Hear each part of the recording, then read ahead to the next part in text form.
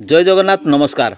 आसंतु नजर पकेबा आज Mayurbhanj जिलार top news update कौन सब रही किंतु ता पूर्व आपण मानक गोटे अनुरोध भिडियोटी को शेष पर्यंत देखि आपणकर सुचिंतित मतामत दिंतु एवं भिडियोटी को लाइक करंतु। आज प्रथम खबर मोरडा बजार में सरकारी जमी अपराह्न 2टारे जबरदखल उच्छेद कला प्रशासन। मोरडा बजार रास्तार उन्नतीकरण और प्रशस्तीकरण निमंते निर्माण कार्य चालू रही बेले रास्ता पार्श्वस्थ सरकारी जमी को जबरदखल कर रखा निर्माण कार्य बाधा उपजिला। सरकारी जमी जबरदखल हटाइवा एने पूर्व प्रशासन पक्षर आगुआ सूचना दि जाइथिला। पूर्व प्रस्तुति अनुजाई रास्ता संप्रसारण पर प्रशासन पक्षर मजिस्ट्रेट दायित्व में रही मोरडा तहसिलदार विद्याधर दंडपाट, मोरडा थाना अधिकारी सुमित कुमार सोरेन, पूर्त विभाग एसडीओ अरविंद महांती समेत राजस्व विभाग अधिकारी और कर्मचारी प्रमुख उपस्थित रही जबरदखल उच्छेद करा। सुरक्षा दृष्टि व्यापक पुलिस फोर्स मुतयन करा। परवर्ती खबर बासिंगी निकट में हाइवा धक्का बाइक आरोही शोचनीय मृत्यु। मयूरभंज जिला बहलदा थाना अधीन बासिंगी निकट में सका 8 घटिका समय एक हाइवा एक बाइक को धक्का देवा फल घटनास्थल में बाइक चालकर मृत्यु घटी। घटनास्थल स्थानीय जनसाधारण पहुंची क्षतिपूरण दाबी में टायर जाली रांची विजयवाड़ा 220 नंबर जातीय राजपथ को अवरोध कर घटनास्थल में पुलिस पहुंची उत्त्यक्त लोकों को बुझासुझा कर। परवर्ती खबर 18 नंबर जातीय राजपथ आग्रिया बड़पोल ठारे भारसाम्य हराई ओलटिला जंत्रांश बजाई ट्रक क्रेन सहायतार उद्धार कर जबत कला बैसिंगा पुलिस। सूचना मुताबक बांगालोर लुहा जंत्रांश बजेई कर जामशेदपुर टाटा अभिमुखे जाउथिबा KA 33AA 2942 नंबर विशिष्ट ट्रकटी कौन कारण भारसाम्य हराई आग्रिया बड़पोल ठारे रास्ता मध्य ओलटि पड़ा। चालक जनक आहत होता बेले खलासी जनक कौन प्रकार वर्ती जाते रास्ता मध्य जंत्रांश बजेई ट्रकटी ओलटि पड़ा यातायात स्वाभाविक बाधा प्राप्त होता। खबर पाई बैसिंगा पुलिस घटनास्थल में पहुंची क्रेन सहायतार दुर्घटनाग्रस्त ट्रक को उद्धार कर जबतपूर्वक थाना को आनिबा सहित एने अधिक तदंत जारी रखिछन्ति। परवर्ती खबर केन्दुजुआणी शिशु मंदिर निकट में मर्मन्तुत कार दुर्घटना आहत हेले कार यात्री। मयूरभंज जिलार केन्दुजुआणी शिशु मंदिर निकट में 12 घटिका समय कौन कारणवश रास्ता कड़ बाड़ को एक कार धक्का देवा फल कार सम्मुख भाग संपूर्ण भांगी नष्ट हो जाता देखा मिलूँ। तेबे कार रे थिबा यात्री आहत होइथिबार सूचना मिलूँ। आहत को प्रथमे करंजिया मेडिकल रु केन्दुझर मेडिकल को स्थानांतरित करा जायछि बोली सूचना मिलूँ। घटनास्थल में पुलिस पहुंची दुर्घटनाग्रस्त अधिक तदंत जारी रखी। परवर्ती खबर बड़पाणी गाँव में नवजात शिशुकन्या को उद्धार कले स्थानीय सरपंच। मयूरभंज जिलार सुक्रुई ब्लॉक चतुरांजलि पंचायत बड़पाणी गाँव में घटी जाइए एक अभावन घटना।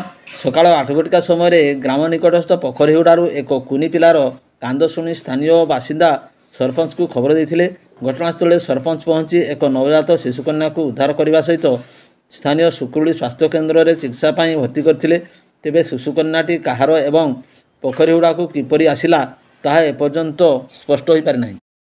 परवर्ती खबर राष्ट्रीय सुरक्षा नागरिक समाज पक्षर बारिपदा सहर में तिरंगा पदयात्रा अनुष्ठित। 2 मंत्री समेत अनेक विधायक देले जब। शनिवार दिन आतंकवादी विरुद्ध में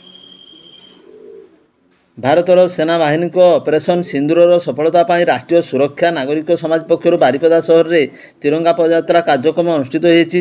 यही कार्यक्रम में आईन पूर्त एवं अबकारी विभाग मंत्री पृथ्वीराज हरिचंदन, गृह एवं निर्माण नगर उन्नयन मंत्री डॉक्टर कृष्णचंद्र महापात्र, करंजिया विधायक पद्मचरण हाइब्रू, बारिपदा विधायक प्रकाश सोरेन, रायरंगपुर विधायक जलेन नायक, बांगरीपसी विधायिका सुश्री संजली मुर्मू समेत अनेक वरिष्ठ व्यक्ति विशेष माने यही कार्यक्रम में उपस्थित रही थे। तेबे यही कार्यक्रम अपराह्न 5:30 आरंभ हो संध्या 6:30 पर्यंत अनुष्ठित होता। परवर्ती खबर 18 नंबर जातीय राजपथ रंगामाटिया छक स्थित RMC गेस्ट हाउस सम्मुख में शनिवार राति 11टारे एक बाउंस बोझे ट्राक्टर और मोटरसाइकेल मध्य दुर्घटना घटी बाइक चालक जनक गुरुतर आहत होती। गुरुतर बाइक चालक जनक होती मयूरभंज जिला बैसिंगा अंचल संजय कुमार छतर।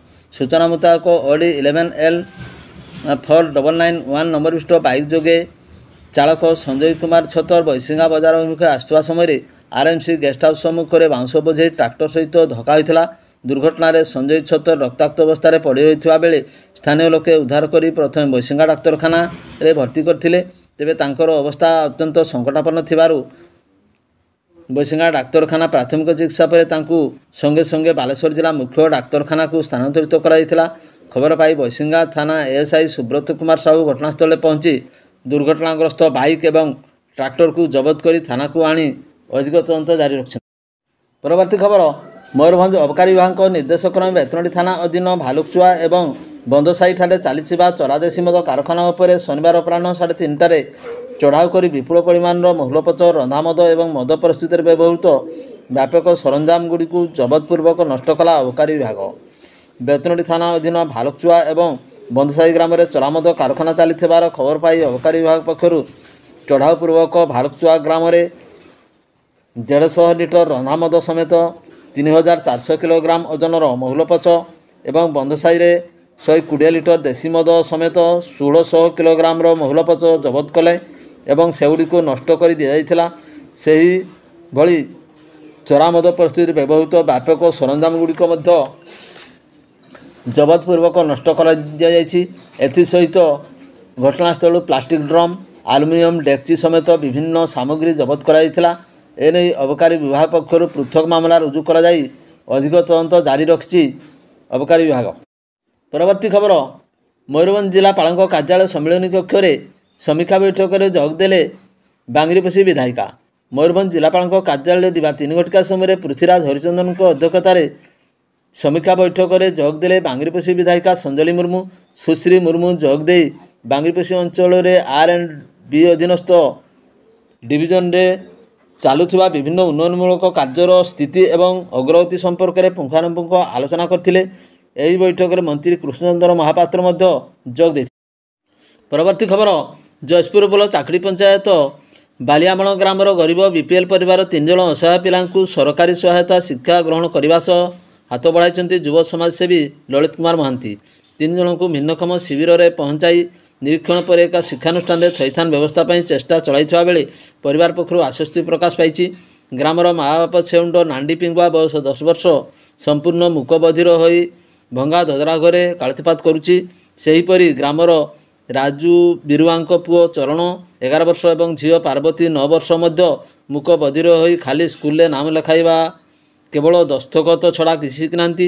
ଏମାନଙ୍କୁ ଦୁର୍ଦ୍ଦଶା ସମ୍ପର୍କରେ ଖବର ପାଇ ଜୟପୁର ଅଞ୍ଚଳର ଯୁବ ସମାଜସେବୀ SUCI କମ୍ୟୁନିଷ୍ଟ ସଂଗଠକ ଲଳିତ ମହାନ୍ତ ଗ୍ରାମର ପହଞ୍ଚି ବାପାଙ୍କ ସହ ଯୋଗାଯୋଗ କରି ରାଇରଙ୍ଗପୁର ଅନୁଷ୍ଠିତ ଭିନ୍ନକ୍ଷମ ଚିହ୍ନଟ ଶିବିରରେ ପହଞ୍ଚାଇ ପରୀକ୍ଷଣ କରାଇଥିଲେ। ସମସ୍ତେ 100% ଦିବ୍ୟାଙ୍ଗ ଥିବା ଜଣାପଡ଼ିଛି। ସେମାନଙ୍କୁ ନେଇ ରାଇରଙ୍ଗପୁର ମହୁଲଡ଼ିଆରେ ମଦର ଟେରେସା ସେବା ସଂଘ ଅନୁଷ୍ଠାନରେ 3 ଜଣଙ୍କୁ ଥଇଥାନ ପାଇଁ ଶିକ୍ଷାନୁଷ୍ଠାନ ସଂଯୋଜକ ରାଜୀବ କୁମାର ମହାନ୍ତଙ୍କ ସହ କଥାବାର୍ତ୍ତା କରିଥିବା ଶ୍ରୀ ମହାନ୍ତ ସୂଚନା ପ୍ରଦାନ କରିଛନ୍ତି। ପରବର୍ତ୍ତୀ ଖବର, ଠାକୁରମୁଣ୍ଡା ବ୍ଲକ ମହୁଲଡ଼ିଆ ଥାନାରେ ମହିଳାଙ୍କୁ ଦୁଷ୍କର୍ମ ଅଭିଯୋଗ ପରେ ପୁଲିସ ସମ୍ପୃକ୍ତ ଯୁବକଙ୍କୁ ଗିରଫ କରି କଟଚାଲାଣ କରିଛି। 13 ତାରିଖ ରାତିରେ ସ୍ୱାମୀ ନଥିବା ବେଳେ ସେହି ଗ୍ରାମର ଜଣେ ଯୁବକ ମହିଳାଙ୍କ ଘରେ ପଶି ଜବରଦସ୍ତ ଦୁଷ୍କର୍ମ କରିଥିଲା। ସ୍ୱାମୀ ଫେରିବା ପରେ ସ୍ତ୍ରୀ ଘଟଣା ସମ୍ପର୍କରେ ଜଣାଇ 16 ତାରିଖ ଦିନ ପୀଡ଼ିତା ଜଣକ ଥାନାରେ ଅଭିଯୋଗ କରିଥିଲେ। ଅଭିଯୋଗ ମୂଳେ ପୁଲିସ ଥାନା କେସ୍ ନମ୍ବର 44/25ରେ ମାମଲା ରୁଜୁ କରି ସମ୍ପୃକ୍ତ ଯୁବକଙ୍କୁ ଗିରଫ କରି କଟଚାଲାଣ କରିଛି। ଥାନା ଅଧିକାରୀ ଅଶୋକ କୁମାର ପହି ଘଟଣାର ସତ୍ୟତା ନେଇ ତଦନ୍ତ ଚଳାଇଛନ୍ତି। ପରବର୍ତ୍ତୀ ଖବର, ଝାଡ଼ଖଣ୍ଡ ଅଞ୍ଚଳ ପଟକା ପେଟ୍ରୋଲ ପମ୍ପରୁ ଲୁଟ୍ ଏବଂ ଗୋରୁମଶାଣୀ ବଜାର ମଦ ଦୋକାନକୁ ଗୁଳିମାଡ଼ କରି ଟଙ୍କା ଲୁଟ୍ ଘଟଣା ସହିତ ଝାଡ଼ଖଣ୍ଡର ବିଭିନ୍ନ ଅଞ୍ଚଳରେ ଲୁଟ୍ ଏବଂ ଅପରାଧ ଘଟାଇଥିବା ମୁଖ୍ୟ ଅଭିଯୁକ୍ତକୁ ଝାଡ଼ଖଣ୍ଡ ପୁଲିସ ଗିରଫ କରିଛି। ଅଭିଯୁକ୍ତଙ୍କ ନିକଟରୁ ଲୁଟ୍ ହୋଇଥିବା ବାଇକ୍, ବ୍ୟବହୃତ ବନ୍ଧୁକକୁ ପୁଲିସ ଜବତ କରିଛି। ସୂଚନା ଅନୁସାରେ ଅଭିଯୁକ୍ତମାନେ ଚାକୁଳିଆ ଅଞ୍ଚଳରେ ଘୁରି ବୁଲୁଥିବା ବେଳେ ପୁଲିସ ସବିଶେଷ ସୂତ୍ରରୁ ଖବର ପାଇ ବୁଧବାର ଘାଟଶିଳା ଏସ୍ପିଙ୍କ ନେତୃତ୍ୱରେ ପୁଲିସ ଚାକୁଳିଆ ରେଳ ଷ୍ଟେସନ ପରିସରରେ ଛାପା ମାରିଥିଲା। ସୁଯୋଗ ପାଇବା ମାତ୍ରେ ଏହି 2 ଘଟଣାର ମୁଖ୍ୟ ଅଭିଯୁକ୍ତ କାପାଲି ଝାଡ଼ଖଣ୍ଡ ଅଞ୍ଚଳର ବାସିନ୍ଦା ଫିରୋଜକୁ ମାଡ଼ି ବସିଥିଲା ପୋଲିସ। ଘରେ ପରେ ଫିରୋଜଙ୍କ ନିକଟରୁ ବ୍ୟବହୃତ ବାଇକ୍, ବନ୍ଧୁକକୁ ଜବତ କରାଯାଇଥିଲା। ଗିରଫ ଫିରୋଜ ଏକ କୁଖ୍ୟାତ ଅପରାଧୀ। ଗତ 3 ମାସ ପୂର୍ବରୁ ଜେଲରୁ ବାହାରିଥିଲା। ଜାମଶେଦପୁର, ଷଢ଼େଇକଳା, ମୟୂରଭଞ୍ଜ ପ୍ରଭୃତି ଅଞ୍ଚଳରେ ଯୁବକଙ୍କୁ ନେଇ ବିଭିନ୍ନ ଲୁଟ୍, ଗୁଳିକାଣ୍ଡ, ଡକାୟତି ଘଟଣା ଘଟାଉଥିଲା। ତେବେ ଅନ୍ୟ 3 ସହଯୋଗୀ ଝାଡ଼ଖଣ୍ଡ MD ସାଦିକ, ଓଡ଼ିଶାର ମହମ୍ମଦ ୟୁନୁସ୍ ଏବଂ ଛଟକା ଫେରାର ଅଛନ୍ତି। ଖୁବ୍ ଶୀଘ୍ର ଧରାପଡ଼ିବେ ବୋଲି ପୁଲିସ କହିଛି। ସୂଚନାଯୋଗ୍ୟ ଯେ 6 ମେ ସକାଳେ 9:30 ଦୁର୍ବୃତ୍ତ ଝାଡ଼ଖଣ୍ଡ ରାଜ୍ୟ ପୂର୍ବ ସିଂଭୂମ ପଟକା ପେଟ୍ରୋଲ ପମ୍ପରେ ବନ୍ଧୁକ ଦେଖାଇ କର୍ମଚାରୀଙ୍କଠାରୁ 30,000 ଟଙ୍କା ଲୁଟ୍ କରିଥିଲେ। ପରେ ଦୁର୍ବୃତ୍ତମାନେ ବାଇକ୍ରେ ଆସି ଗରମସାଣୀ ବଜାରରେ ଥିବା ସରକାରୀ ବିଦେଶୀ ମଦ ଦୋକାନୀ ସାବ୍ୟସାଚୀ ମହାନ୍ତିଙ୍କୁ ଗୁଳି କରି ପ୍ରାୟ 1,25,000 ଟଙ୍କା ଲୁଟ୍ କରି ଫେରାର ହୋଇଯାଇଥିଲେ। ଏହି ସମୟରେ ଦୁର୍ବୃତ୍ତମାନେ ଆଣିଥିବା ବାଇକ୍ ଷ୍ଟାର୍ଟ ନ ହେବାରୁ ଛାଡ଼ି ଯାଇଥିବା ବାଇକ୍ଟିକୁ ପୁଲିସ ଜବତ କରିଥିଲା। ପେଟ୍ରୋଲ ପମ୍ପ ଲୁଟ୍ ଘଟଣା ସିସି କ୍ୟାମେରାରେ ଫୁଟେଜ୍ ଯାଞ୍ଚ କରିବା ସହ ପୁଲିସ ତନାଘନା ଆରମ୍ଭ କରିଥିଲା। ପରବର୍ତ୍ତୀ ସମୟରେ ଓଡ଼ିଶା ଜାମଶେଦପୁର ଏବଂ ଷଢ଼େଇକଳା ପୁଲିସ ଏକ ଟିମ୍ ବିଭିନ୍ନ ସ୍ଥାନରେ ଚଢ଼ାଉ କରି ଜାରି ରଖିଥିଲେ। ଭିଡ଼ିଓଟିକୁ ଶେଷ ପର୍ଯ୍ୟନ୍ତ ଦେଖିଥିବାରୁ ଆପଣଙ୍କୁ ଅଶେଷ ଧନ୍ୟବାଦ।